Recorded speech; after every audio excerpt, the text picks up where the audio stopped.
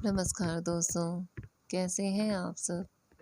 दोस्तों, आपके अनुसार सच्चाई और ईमानदारी क्या मैटर करती है? क्या सच्चाई और ईमानदारी हमें जीवन जीने के लिए ज़रूरी है?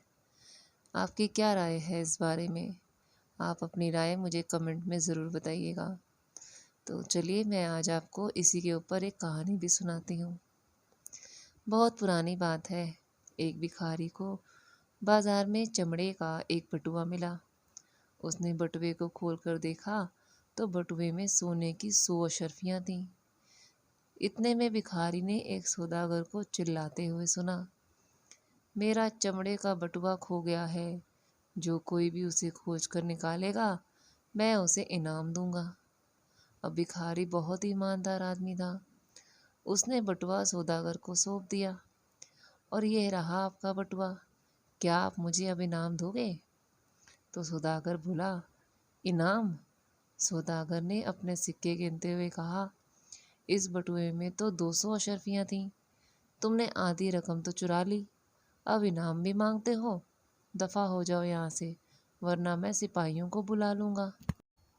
जब इतनी ईमानदारी दिखाने के बाद भी भिखारी के ऊपर दोष लग रहे थे कि उसने उसकी 100 अशर्फियाँ चुरा ली हैं, तो उससे रहा नहीं गया।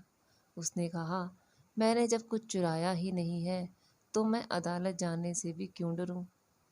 अब अदालत में इत्मीनान से दोनों की बात सुनी गई और कहा गया, मुझे तुम दोनों पर यकीन है, मैं इंसाफ करूंगा। सौदागर, तुम कहते हो कि तुम्हारे बटुए में 200 अशर्फियाँ थीं, लेकिन भिखारी को मिले बटुए में सिर्फ 100 ही अशर्फियाँ थीं। इसका मतलब तो यह हुआ कि ये बटुआ तुम्हारा नहीं है।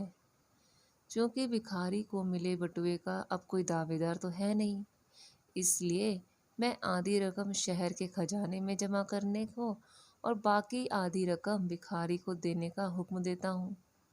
अब बेईमान सौदागर हाथ मलता रह गया।